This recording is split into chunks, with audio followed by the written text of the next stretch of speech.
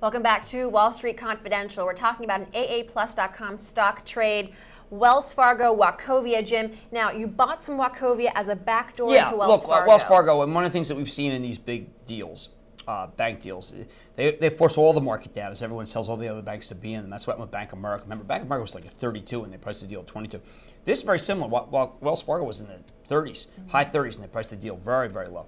And I want to create the stock by buying Wachovia.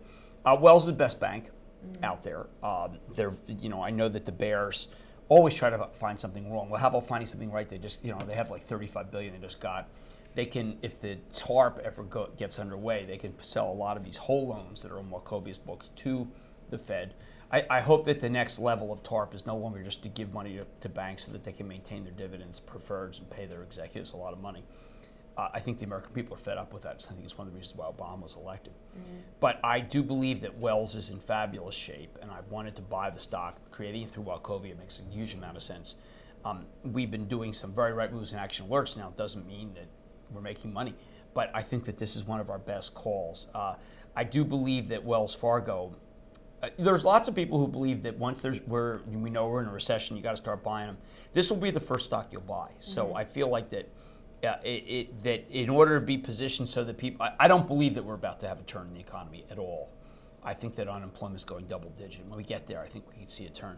But I want to accede to the wishes of the majority of the market, which seems to think that the worst is over.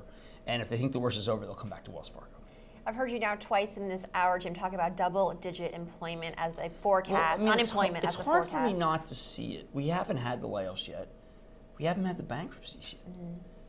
When we get those, when you're bankrupt, you just can't have as many people on your staff. So I find that my view is regarded as being unrealistic. Throughout this period, I've been kind of challenged existentially about the notion that things aren't that as bad as I think. And what I come back to empirically is to say that for 28 years, I've always said they're better than people think. So my credentials as someone who is an optimist and a realist, I don't think can be questioned.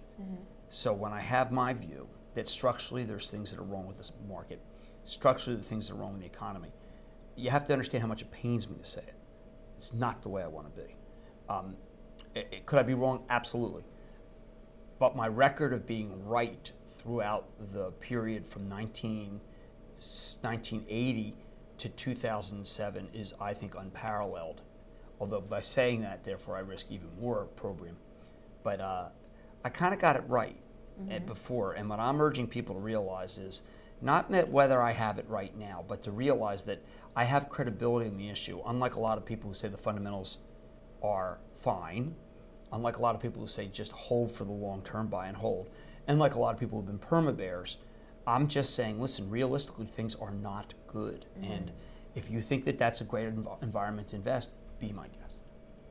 Okay. Thank you very much, Jim Cramer. It's easier to be upbeat and optimistic. Well, it's a more popular view. My home team are the Bulls. All right. Thanks a lot, Jim Cramer. This is Wall Street Confidential. Don't go away.